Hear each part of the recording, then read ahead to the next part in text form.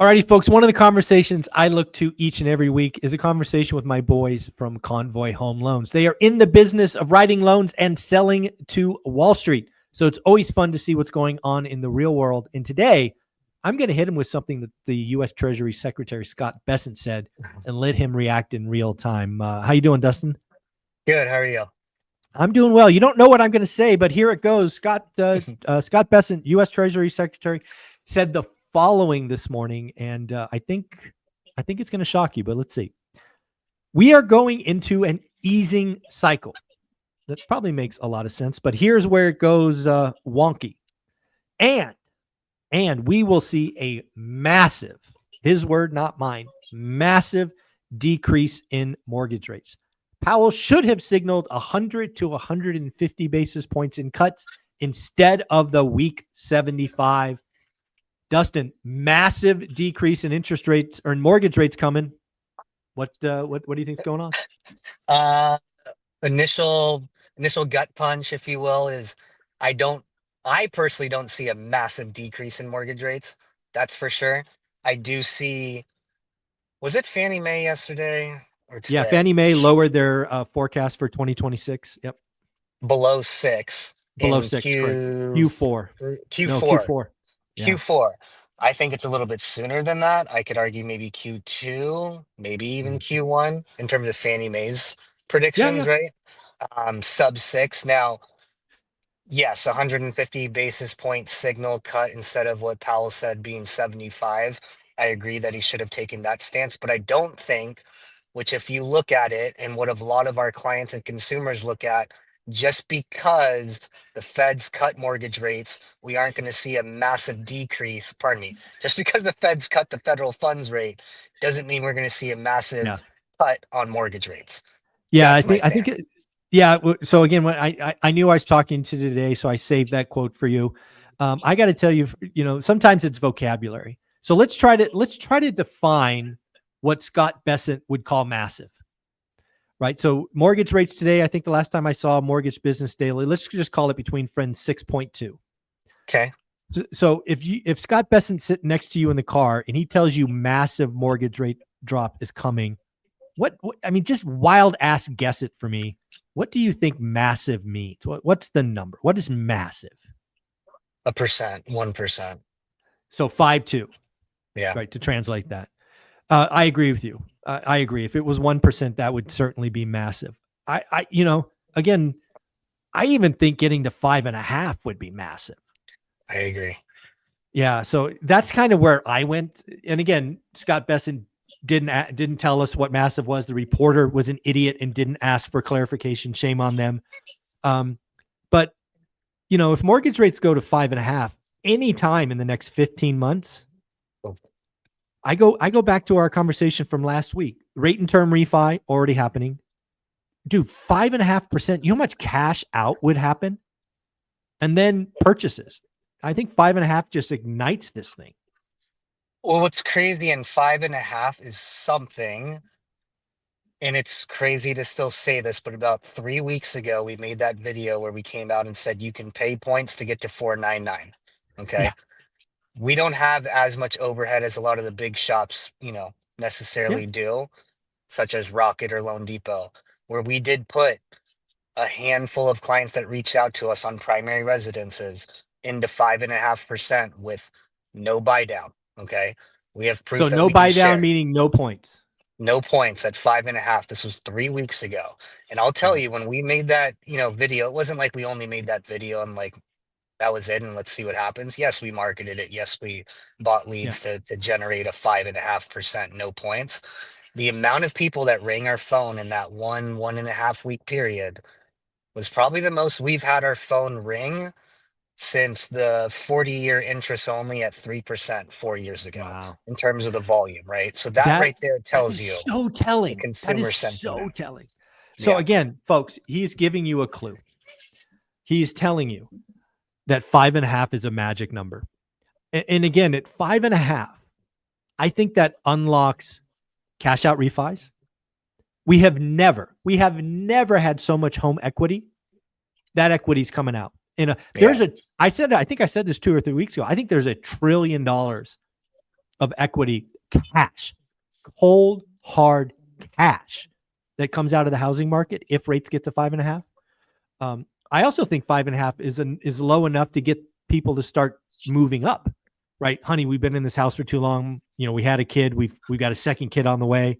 It's enough time that the first kid's out of the bassinet. We need a room. Blah blah blah. I think 5.5 is low because again, if you have an average at 5.5, that means plenty of people are below 5. Yep. Right? That's just how the math works. And 100%. yeah, if Scott Besson is right, and you never know what they're cooking up in Washington, right? They could do rate buy downs, and Fannie and Freddie could buy treasuries. And it's funny. I want to remember Operation Twist. Who told me this? I think it was a Bloomberg article I read that right now what the Treasury is doing is they're letting mortgages roll off. But instead of letting roll off, they simply reinvested that capital. They said they could get mortgage rates down by 0.3. So that's over a quarter. Just Simply by doing that.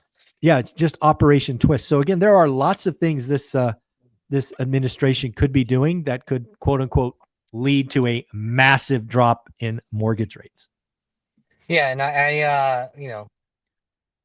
I'm not, maybe it's not devil's advocate is the right word. It's obviously better for my business, my bank account, our company Sure. bottom line if rates are at 5.5 or 5% or 4.75. Mm-hmm. Personally, don't hate me if you're watching. I don't want them there. I don't think it's good for the economy. I don't think it's good for the housing market. I would much rather be at 5.75 at the Mm-hmm. low for the next year and a half. We can't have a massive decrease, just like Besson said, in the next 12 months or the next 3 quarters. It's not going to be good. And I really, really hope it doesn't. I'm glad you brought that up because again, as somebody who thinks long term and thinks about the community, right, all the investors out there, I would much rather have mortgage rates do what they did the last month or so and just on this glide path lower, as opposed to a shocking drop down, because it's artificial. You Yep. get bad behavior, you get a rush of activity, and then it comes right back. So, but if we just drift lower and calling out Fannie Mae's forecast, Fannie Mae is basically saying rates are going to just drift lower, ultimately ending at 5.9 in Q4 of 2025. Like you, I think they're late. I think gun to head, it could be Q1. We could get to 5.99, right? Very If I had to bet, I'll take Q2. But I just think we're on that path. And the other thing that people don't realize is pre Jerome Powell microphone, I'm a hawk, hate me now. Yeah. Spreads were collapsing. And I think spreads will continue to get back to historical norms, which is 180 basis points, not 225 basis points. So we have 45 basis points in spread that can be ringed out. That gets us below 6 with nothing else. Just right there. Literally just right there. Yeah, very, very cool. Well, at the end of the day, the thing I love about Convoy is you guys are in the business. You are always creating any new exciting products. Any product you want to talk about today? No specific product per se, but enhancements to our own underwriting guidelines to give a little bit of background on how we are able to sell our own loans on Wall Street is, look, me and John and obviously our team put together certain sets of parameters that we present to hedge funds, and we're like, look, if we fill these parameters and we check all these boxes, will you buy these notes from us, right? Mm-hmm. And most, I would say 95% of the industry, especially on the conventional side, but even on the non-QM side, if you have two borrowers, right, which we have a lot of on the same loan because it's an LLC closing and you got a partner, right? Yep. One partner has a 700 credit score, one partner has a 620 credit score, okay?